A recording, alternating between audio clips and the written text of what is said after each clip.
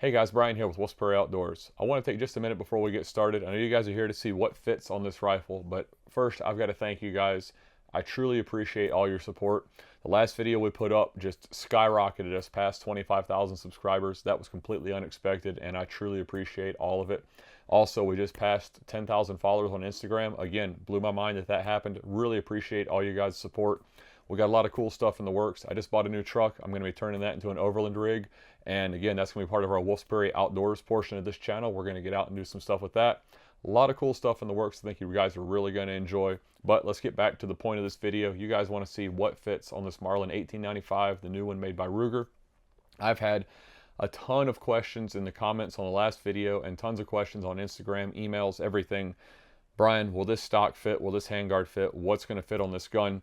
We're going to see if it's the same pattern. So in front of me, I have the first adjustable stock for the Marlins, and that is made by Form Rifle Stocks out of the UK. Awesome little stock, quick adjust, and does a great job. Next up, we have the chisel machining stock. This is machined from a piece of billet aluminum, and it has an adjustable cheek riser via screws on the side. Got a padded cheek rest, and it has some slots on the side here for mounting. This is not going to be an in-depth review of any of these parts. This video is merely, will these parts fit on this gun? We're going to get into an in-depth review of each of these later on because I know there's going to be a lot of questions. A lot of this stuff is new to the market, so each of these is going to get a video later on exactly detailing all the aspects of these different parts. Again, this is just, will it fit on this rifle? Will it function? And next up, we have the Ranger Point Precision adjustable buttstock with their included M-LOK rail, so you can mount a quiver on the side. Really nice setup, and something definitely totally different from anything else on the market. It incorporates some screws for adjusting the entire buttstock at an angle instead of just an adjustable cheek rest like the others do. So that's something we'll be looking at down the road, how that functions. As far as handguards, of course, we have the Ranger Point Precision that I've been running on my Marlins, and we know it's a great handguard. It works well. And we've got the new kit on the block.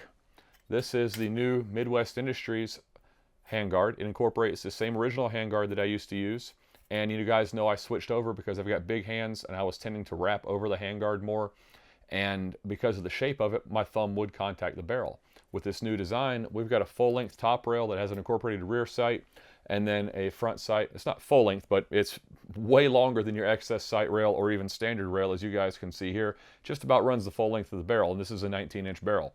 So with this setup, I can do a full wrap with my hand and not worry about touching the barrel. I think that's going to be a really nice function, and I am really looking forward to testing this out and seeing how it does. Yes, it's two pieces. You mount this, then you install this. So we're going to see, does all this line up with the new rifle setup? And also, I know I had a lot of questions last time, about the internals of this gun with my first look video. The internals of this gun are smooth as can be, guys. I took the gun apart when I got back from shot and ran my finger across all the edges. Guys, there's nothing in here that was going to cut me, especially like that Remington I have that just sliced and diced me. Speaking of it, that Remington, it's not with me right now. I sent it off to Louth & Gun Works. It's getting a better action job than what I can do at home. And it's getting some pretty Cerakote. We're going to have some fun with that gun. It's going to look really good when it gets back. I'm very excited. Louthen's been sending me some photos along the way, and I can't wait to get that back. Also, the Henry got sent off. It's getting a facelift as well, so, and a barrel shortening. I just, I hated the fact that I didn't use it in that last series because it was a longer barrel. The shorter barrel is going to be much more conducive to what I have going on in the future, especially. We got a class coming up in March, and it's going to be a lot of fun. It's going to be a small group of people, and we're going to be running lever guns in a unique way. It's going to be a lot of fun, guys. I think you guys are really going to enjoy it. But without further ado, enough blibber blabber from me. Let's start taking this gun apart, put some new stuff on it, and see how things work. I won't bore you guys with the full install on the handguards. You guys have seen me do those handguards. Videos are linked here and in the description. But the butt stocks are quick and easy, so that pulls off so easy. Now, the form is a bit snug fit going on. I knew it was going to be that way. It was on my my Remington made gun as well. And actually I have two of these form stocks. They're both very snug going on. And I haven't had any issues with them. It's just, it was a snug fit. Now, everything seems to be working fine. No issues. The one issue you could run into is in the buttstock. There is a hole where the hammer strut goes as you're cocking the rifle back. And if that hole is too shallow, you can have issues with it not wanting to operate properly. Okay, switch over to the chisel stock. And that's not wanting to go on. Let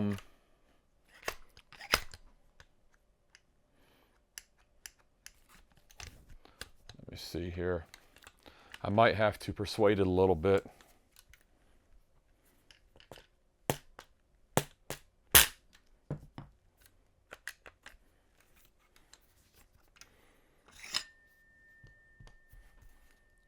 This buttstock is not wanting to go on, guys.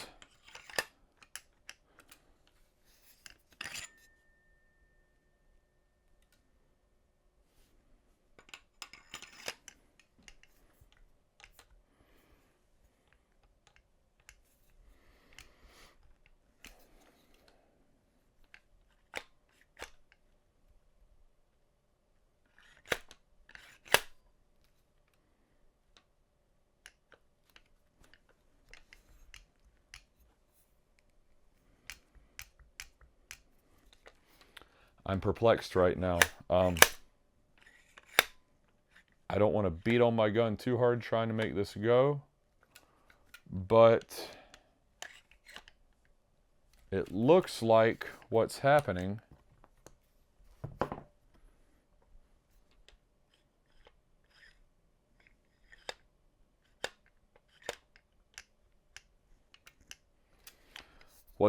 is the tenons on the front of the stock, lay that down.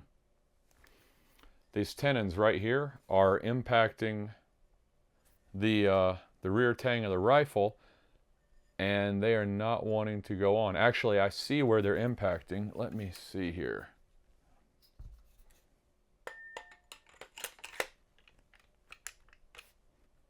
So, as you guys can see, I've got a bit of a gap right here, and the top strap here on the rifle is not coming all the way down. So guys, if you look at these two shiny points here on the bottom of these two lips sticking out, this is what interfaces with the back of the rifle, and these are keeping me from getting this on the rifle. Apparently this is just a hair too long, and it's not letting the buttstock fully interface with the back of the rifle. And I can see on the inside of the rifle where it's rubbing, and it's just a little too long. So that, unfortunately, is not going to work on this new rifle, at least the one I have in my hands. Let's check the Ranger Point stock and see if it goes on. This is a very snug fit. A little more snug than the form, but it does go on. It fully interfaces, and let's see if the screw will go in here.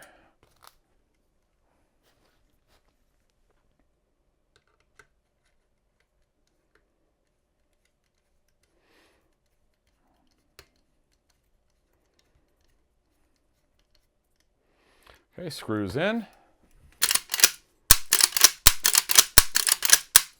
Works just fine, guys. Like I said, it's a little snug getting it on there, but it does go on. One thing I've had questions about as well is fitment of some of the stocks when it mates up to the tang, to the top strap here and the bottom strap. When it's machined metal, it's not going to be a perfect fit because it has to be made to fit a wide variety of tolerances. Everything from your JMs to all of your Remingtons to now these new Ruger-made Marlins. There's so many variances out there, especially when Remington had the company and they were putting out super tight to super loose stuff. You've got to have a little bit of variance. Not to say that this is a loose fit, but there are a few places where it's going to be a slight gap, like at the back of the tang here, the back of the top strap, and on this top corner, but it fits very well. I mean, it fits just as well or better actually than my Remington model 1895, which I wish I had it here, but I don't have it with me right now, guys. But the underside fits very well. Everything looks good, and like I said, it does function. I'm really hating that chisel stock is not working on here. I'm going to try beating that thing on here again in a little bit, I know. But it looks like just those tangs on there is what's keeping it from going all the way in. So now, let's see if I can get this off of here. A little persuasion is needed, I believe. Yeah, that's all it is, just a really tight fit. And that's the way the form stock is on my 30-30. I have to force it on there because it is a very, very, very snug fit.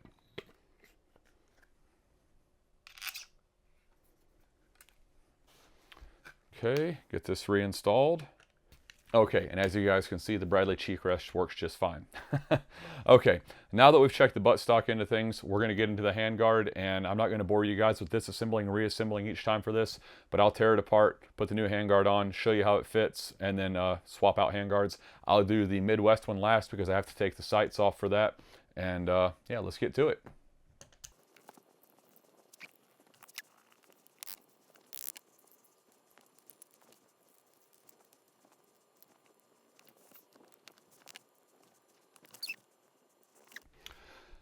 Okay guys, as you see, the Ranger Point Precision handguard does fit on this rifle. No, I did not switch out the tenon because I didn't want to beat the tenon out of this rifle right now. I'm still going to do some stuff with it as stock.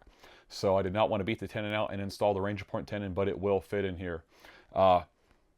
Works fine. I just use the factory screws because the Ranger Point screws will not mount into the factory tenon.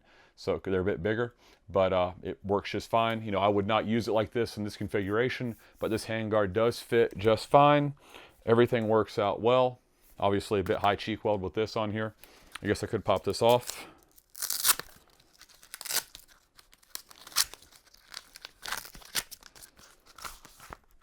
And there we go. It works out just fine. Fits well, looks good. No issues there. So now let's try out the Midwest handguard.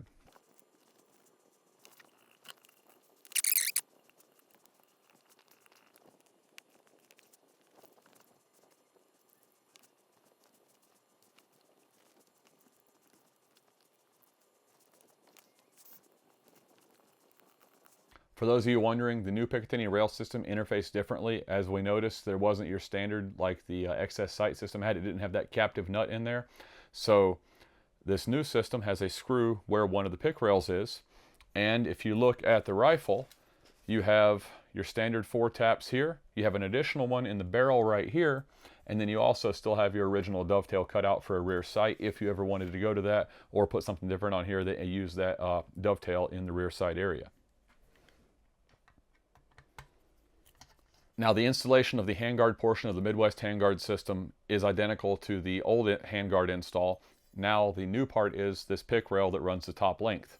Well, you don't have that additional screw hole in the mid pick rail like the Ruger system does or Marlin system has. You do have, however, 4 holes for the tapped section of the receiver. So I'll set this on here and get my appropriate Allen for this.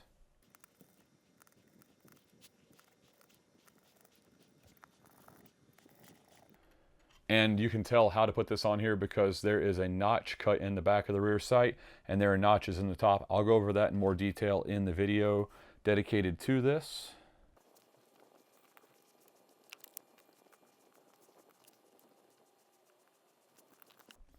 Okay guys, as you can see, the new Midwest Industries full handguard and sight system installs beautifully on this rifle. It works extremely well.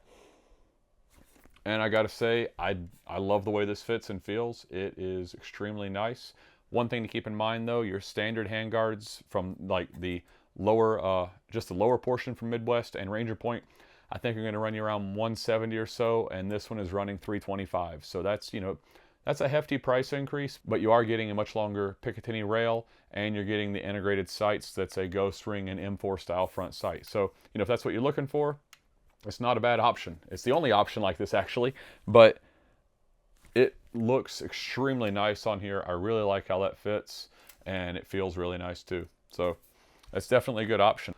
Okay guys, the gun is back to normal, and as you could see, pretty much everything fit except unfortunately for the chisel stock. There's something, just they need to do a little more machining on this and I guess shorten those tenons up that are sticking out, because it's plain as day. It's shiny right there, so it was impacting for sure, and that was keeping it from fitting. I don't know if it's my rifle only or if it's going to be others that are out there.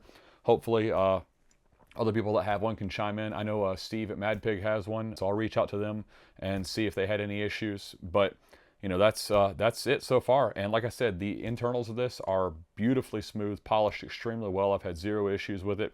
And lever fits, trigger fits, you know, that kind of stuff is not a problem. So looks like pretty much the gun is to the same spec as the old schools, and everything should work on them. So next up, I know you guys are dying to see the accuracy test and what's going to happen there, so hold on one second. Okay, so you guys are wondering about ammo and accuracy. Well, we have quite a variety to test, as you can see in front of you. We've got a variety of ammo from Black Butterfly Ammunition, everything from 500 and some odd, 576 grain, 1400 foot per second ammo to subsonic Hornady. We've got your 250 and 325 from Hornady. We've got some new stuff from Defiant Munitions that is 400 grains, 1,020 feet per second, and this looks like it's going to be a wicked round. This is a Mad Pig Defiant collaboration, and this thing has been tailored for home defense. So yes, we're going to be revisiting our home defense ballistics. We're also going to be trying out the Hornady Subsonic. We got this from T&K Ammunition. Huge shout out to them for hooking us up with this. We really appreciate it. Didn't know this existed until I went in the shop one day and they're like, hey, check this out. So really excited to try both of these out and see how they do. We've also got a few options from Steinel Ammunition. I think maybe 4 or 5. I just got 3 boxes sitting here to show you that we've got some Steinel Ammunition. And we also have a couple of options from HSM Ammo. And there might be some more on the way. I'm not sure yet, guys. But what we're going to do to keep from people saying, oh, they're playing favorites, that ammo shot better than this ammo, each brand of ammo is going to get its own video. So Hornady will have 3 options done in that video. Defiant will have its own video. Steinel's going to have its own HSM and Black Butterfly and any others that show up. That way, all we are doing is reviewing that ammo and this gun to see how accurate it is. We're going to go out to 300 yards. If we have enough ammo for it, we'll go out as far as we can. Some of the Black Butterfly have sample packs, so I only have 5 rounds. So basically, we might just go with 100, 150, maybe 200 yards and see how we do. I think I've got 5 or 10 of most, so we should be able to get 3-shot groups and go out to maybe 200 yards. But I want to show you guys what each type of ammo will do. Like I said, we've got varying velocities from roughly 900 feet per second up to 2,000 feet per second. So also greatly varying bullet weights from 250 grains to 576. So there's going to be some major differences in accuracy, I think, from this rifle, and we're going to see what type of ammo it tends to like best. We have everything from solid copper hollow points to jacketed ammo to hard cast lead, a little bit of everything that's out there, guys. So this should give you a good representation of how these rifles are going to do and what they like best, what they feed best, and just get out and have some fun. So we'll be starting that series very shortly, and like I said, each type of ammo or each brand of ammo will have its own video. That way there's no favoritism going on, and we just want to get out and have some fun and show you guys what this rifle's capable of. I really hope you guys are enjoying this, and hope you're looking forward to seeing the accuracy as much as I am. I'm dying to get out and shoot this thing. I have been so busy with work, picked up some new clients, got a new job, all kinds of crazy stuff happening. So life has been chaotic, to say the least, and I just really appreciate you guys hanging on and putting us past 25,000 subscribers is just awesome. I really appreciate it, guys. I can't thank you enough. And definitely check out our Instagram. We're going to have a lot of stuff going on over there as well, a lot of cool reels going on. As I'm out doing content for clients when I can, I'll drop in and do a nice reel. We've got some fun stuff going, and I'm excited to share it with you. We've also got a Bighorn Armory 500 Smith & Wesson. Got some ammo here for that, and also got some on the way, so I'm really excited to put that bad boy to use. We're going to have a lot of fun with it. You know, we got to put that in the home defense scenarios as well, so we're going to go back and do all those tests with that rifle as well and see how it does. We've got ammo from Black Butterfly and Steinel Ammunition for that, so we've got quite a bit of testing to do there, guys.